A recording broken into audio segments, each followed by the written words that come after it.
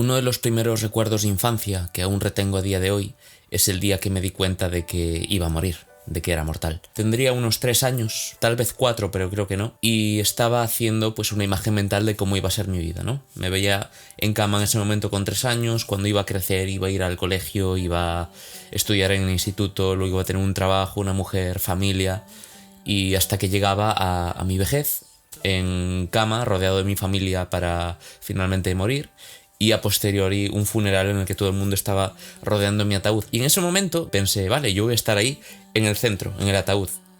Pero un momento, estoy muerto, no estoy como dormido, no hay un despertarse después. Y entonces me di cuenta de que la muerte era un gran misterio cuya principal posibilidad de resolución era el dejar de existir, la absoluta nada y el no volver a existir jamás, la eternidad de oscuridad, silencio, y no estás ahí. Huelga decir que mi inmediata reacción como buen niño de 3 años fue salir corriendo con un ataque de pánico a la habitación de mis padres, diciendo, mamá, me voy a morir, mamá, me voy a morir, un día me voy a morir, ayúdame, sálvame de esto porque no quiero. Y evidentemente tus padres no tienen nada que hacer. En ese momento tú piensas que tienen superpoderes y pueden salvarte de todo, pero no es la realidad. No había nada que hacerle. Bueno, es verdad que mi madre me consiguió consolar en aquel momento, y recuerdo pedirle muy explícitamente que si tenía algún amigo científico que por favor se pusiese a investigar si podía encontrar la solución a la mortalidad, porque yo no me quería morir. Y o sea, en perspectiva es como, vale, tú que tienes 3 años te crees que eres la primera persona que tiene miedo a la muerte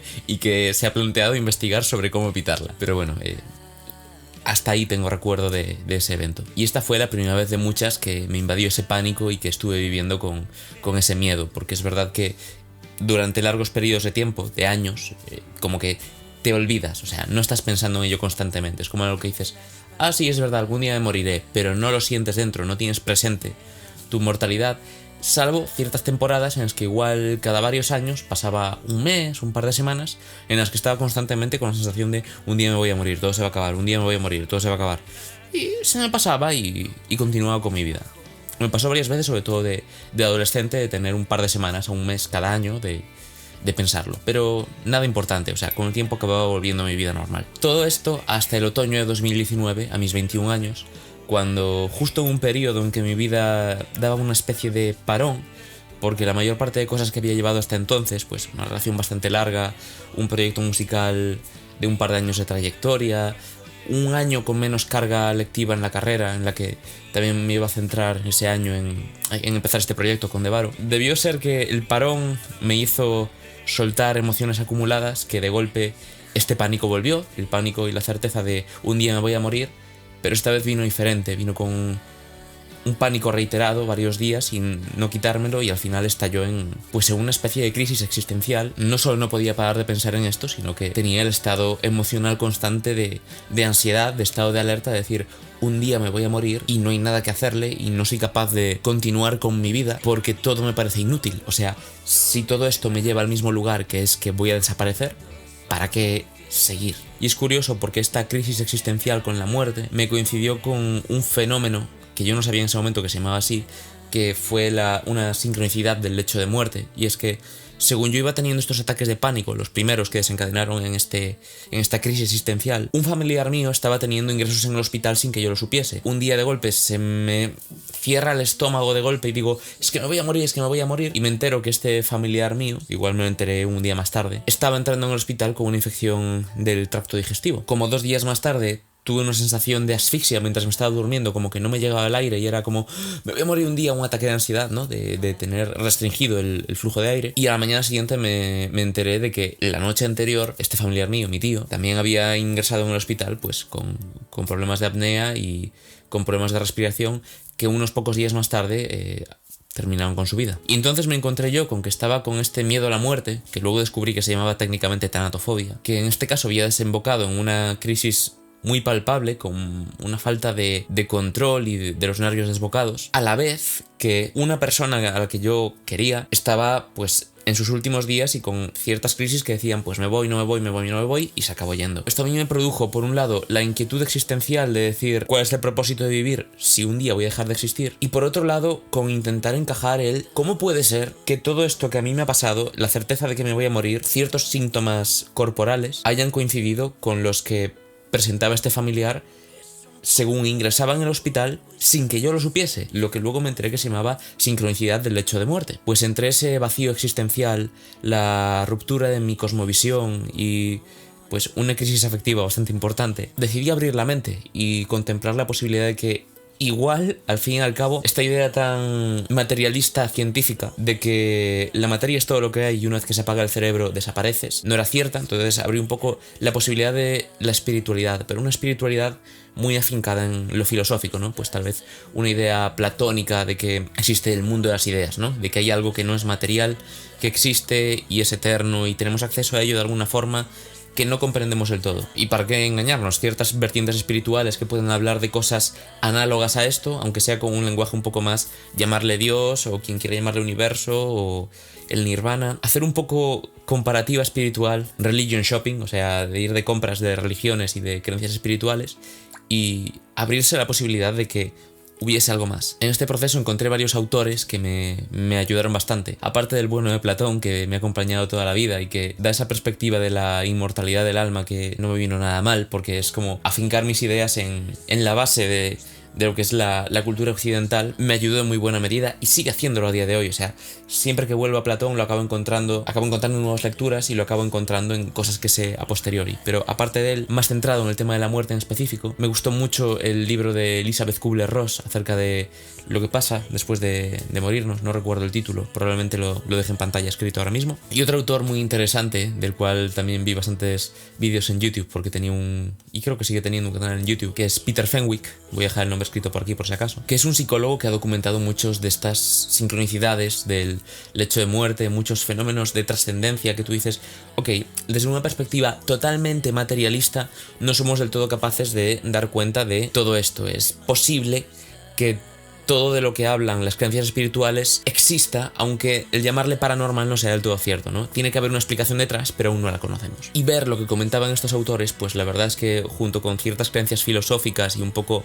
espirituales de este religion shopping que comento que hice, la verdad es que me ayudó bastante a reconfigurar mi mente en torno a la idea de qué puede pasar en realidad cuando morimos y qué somos tal vez realmente. O sea, abrirse a la idea del alma, abrirse a la idea de una realidad trascendente. Y por supuestísimo, como buen músico que soy, depositarme en el arte me ayudó muchísimo, porque siempre que escribía una canción era capaz de sentirme de alguna forma inmortal y como que contactaba con algo que no era del todo terrenal. Eso siempre me ha pasado, incluso en mis épocas más materiales, pragmáticas de no hay nada más. Siempre que escribo una canción noto como que estoy entrando en contacto con algo que no es del todo humano y es un sitio en el que me siento muy cómodo, es un sitio al que me siento muy ligero, por así decirlo, accediendo. Me ayuda a trascender la pesadez muchas veces de la vida diaria y de los problemas mundanos. Y no tan mundanos, qué cojones, incluso crisis más depresivas y más de ansiedad, tal vez menos materiales, por así decirlo. Y fue así en el proceso de depositarme más en la creación artística,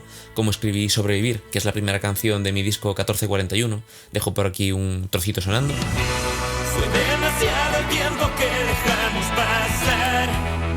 Y como buen pedante que soy, pues incluí unas cuantas referencias a temas tanto filosóficos como de la literatura clásica que ya había visto que otros autores habían incorporado pues al hablar de la conciencia de mortalidad y la idea de que la vida es una finita y que hay que saber aprovecharla, un poco esa filosofía de saber vivir. Referencias a Jorge Manrique con que la vida es un río que va a dar a la mar, pues todos los caminos conducen al mar, que es un verso que puse yo en la canción. El cogeré de la alegre primavera lo que sobre de mí, que es esta idea del carpe diem y de aprovechar la juventud que muchos autores clásicos tenían en sonetos y en poemas similares. Y uno de mis versos favoritos de la canción, que es el rezaré porque salga la primera esto de vivir. Y es que te paras a pensar y dices, wow, es que vida solo hay una y no hay marcha atrás. Una vez que haces algo, queda escrito. La idea de voy a intentar hacerlo lo mejor posible, porque de golpe te das cuenta de que tal vez cada acción y cada decisión que tomas tiene mucha más trascendencia de la que te gustaría que tuviese, al fin de cuentas. Y bueno, esto es un poco la historia de cómo yo me enfrenté a la tanatofobia y tengo que decir que no he vuelto a tener nunca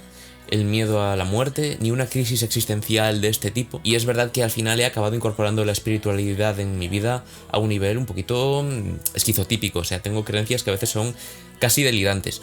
No llegan a delirantes porque siempre mantengo abierta la posibilidad de decir, te estás contando una historia tú. Pero bueno, o sea, son bastantes creencias incorporadas y actúo mucho en base a ellas. Y es verdad que con los años me he dado cuenta de que no es necesario mirar a la muerte al final de la vida para entender muchas de las filosofías que he querido incorporar en esta canción y que realmente me hizo incorporar mi miedo a la muerte, la tanatofobia, ¿no? Porque es verdad que es habitual tenerle miedo a la muerte como el final de la vida, como el dejar de existir. Sin embargo, independientemente de que creas que hay algo después de esa muerte o no, a lo largo de tu vida mueres muchas veces, de una forma mucho más micro y de una forma muy diferente, pero si sabes crecer, si sabes adaptarte al mundo, tienes que exponerte a que ciertas partes de ti se tienen que ir quedando por el camino y ciertos hábitos tienen que ir quedando atrás. Un muy buen ejemplo es una relación de pareja que termina. La persona que tú eres en una relación de pareja deja de existir cuando esa relación de pareja termina, porque no te estás relacionando diariamente con la misma persona, muchos hábitos que tenías dejan de ser los mismos, muchas creencias sobre tu pasado, sobre tu presente y sobre todo sobre tu futuro dejan de ser las mismas. La persona que se encamina a casarse con X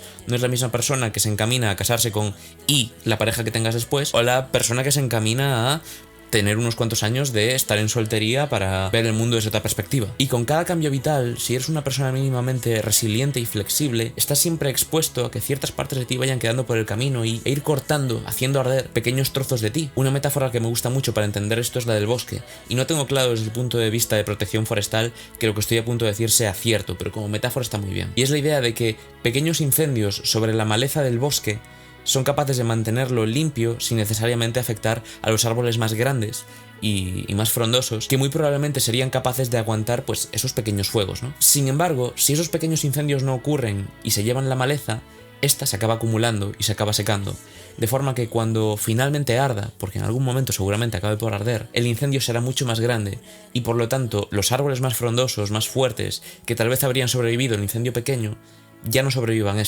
de forma que te acabas encontrando con un suelo totalmente árido, con árboles totalmente incinerados y todo porque no permitiste que los microincendios se llevasen por delante la maleza. Así que esa es la conclusión del vídeo de hoy. Hay que perderle el miedo a la muerte, y no solo a la del final de nuestros días, sino a esas micromuertes que experimentamos cada vez que nuestra vida cambia y que tenemos que adaptarnos a algo nuevo, porque muchas veces, si queremos avanzar y queremos seguir adelante, hay que cortar esa pequeña parte de nosotros que sigue anclada en un pasado que ya no es efectivo. Os recuerdo que tenéis en la descripción mis redes sociales y mi música por si me queréis seguir o me queréis escuchar, y nos vemos en el próximo vídeo. Hasta entonces, pórtense bien.